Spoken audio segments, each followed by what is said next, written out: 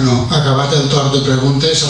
De totes formes, el que n'hi ha que tindre en compte... Escolta, vostè ja ha fet 70 preguntes. No, senzillament és contestar a coses que no s'entenen. O sigui que crec que ja està bé i saps a la sessió. Doncs bé, però no s'ha entès el que he dit. Passem ara a pregs i preguntes del públic. Fins a Pedro. El nombre? Isabel Pla. El 2. José Orts. José Orts. Rafael Pla.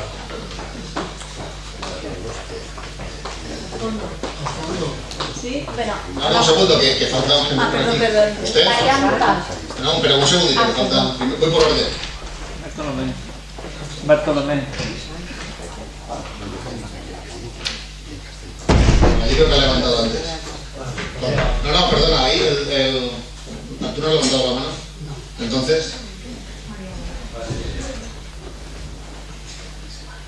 Isabel? Sí, bueno, bona nit a totes i a tots. Jo simplement em vaig a ser molt breu i vaig a centrar-me en alguns dels punts de l'ordre del dia, exactament en el 7, en el 10 i en el 8, que fan referència clarament a les mesures de retalls o de, digue-li com que vulgui.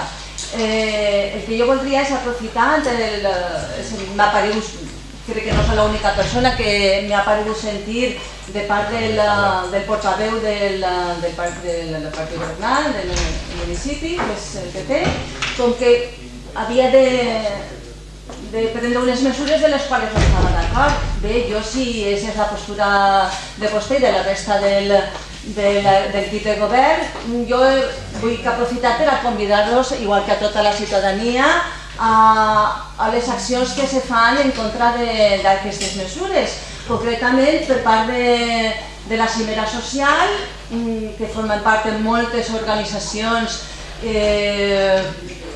socials i així com els sindicats, hi ha convocada una convocatòria, per la redundància, diumenge que ve a les 12 en la plaça de la Mare de Déu. A banda de els comentaris, també els comentaris directament d'educació, jo que sou professora, que estic també molt sensible al tema i formar part de tota la qüestió. Moltes gràcies. Sí, bona nit. Mire, és respecte al tema del carril bici. Jo fa anys que no anava en bicicleta, però fa mig any se va ocurrir anar en bicicleta i agarrir darrere de l'institut, que és la via Augusta eixa, i allí n'hi ha un bordillo al que puges a agarrar el que era la via xurra, no ho dic jo, és que jo me caigué i estigui 15 dies mal. Allí n'hi ha un bordillo així. Jo crec que la brigada d'obres, igual que tapen tots els forats per ahir, jo perquè com me sent molt perjudicat, ho tenien que arreglar això. Perquè jo estigia a punt de cridar una ambulància al Menal Clínic, perquè tot això m'ho va rascar i m'ho va fer pols. I en aquest moment passaven gent que jo no es conegui, que no eren de Mellana en bicicleta i a pararen i muntaren el Siri, pare, dient que això era una vergonya, que allí ja se n'havien caigut no sé quants. La prova està i em puc jurar que no he tornat a pujar més en bicicleta i això fa mig any. I allí està a veure. Està un escaló així, diguem un bordillo. Però no és just... Sap on l'estic dient? Doncs és perquè ho veig. Però és que els ciclistes que venien, que no sé d'on serien, diuen que ja estava anys així. Jo me vaig perjudicar barbaritats. Gràcies. Rafael Pla? Sí.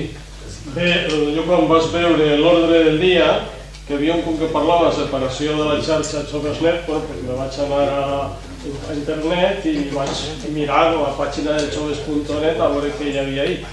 I aleshores va ser una de les qüestions que vaig trobar, i és que en esta xarxa, en Joves.net, estava plantejant una campanya formativa i tal per a potenciar la tolerància i en contra del racisme i la interculturalitat.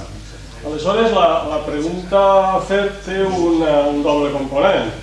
El primer és si per part del govern de l'Ajuntament se compartissin aquests objectius que s'estaven plantejant des de joves.net.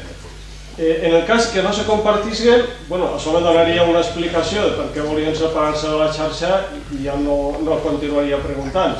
I en cas de que sí que se compartissin aquests objectius, la pregunta lògica és, a partir de la separació de la xarxa, què mesures adoptaria el govern de l'Ajuntament per a potenciar la tolerància i combatre el racisme i potenciar la interculturalitat entre la joventut.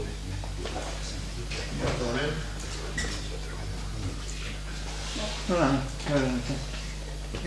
con relación a lo que ha dicho usted antes, señor Pedro Cuesta, que me acompañaría, si no le importa ahora luego, a la zona de los pasos cebra para comprobar que no hay problema en poner los volardos.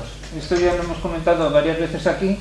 Me he preguntado, usted dice que ponen pegas la policía en poner volardos en las aceras, pero resulta que esa acera, tanto a la derecha como a la izquierda, tiene acceso de vagos. Por lo tanto, no es problemático el poner unos volardos cuando a la derecha, a los 3 o 4 metros, tiene una entrada de vado y a la izquierda igual. Y en la otra parte, de enfrente del chino, del restaurante chino, creo que por lo menos hay otro acceso de ese tipo.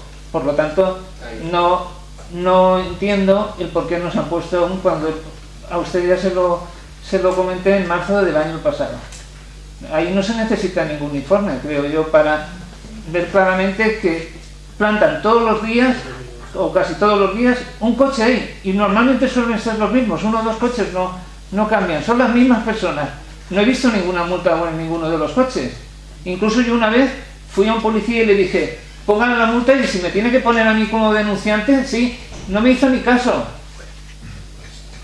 Y eso, la policía tiene la obligación de que si yo como ciudadano le estoy diciendo que multe algo que es una irregularidad y que lo está mirando y que está ahí delante, no la hizo.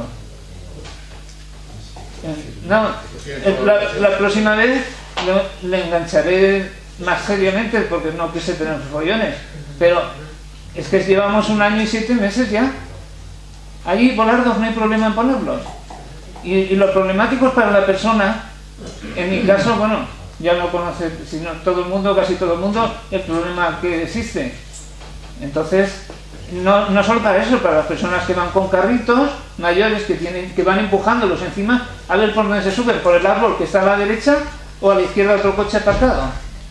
A ver si por favor se ponen ya los volardos en los 2 sitios. Eso es una. María, por favor. No, perdón. ¿No son 2 preguntas en el primer turno? Eso tengo entendido, si nos han cambiado las normas. Sí. Vale. Vamos a ver, quisiera saber en el punto 2 del orden del día la modificación de créditos que se ha nombrado, que no es el decreto porque no se ha dicho, y la jubilación del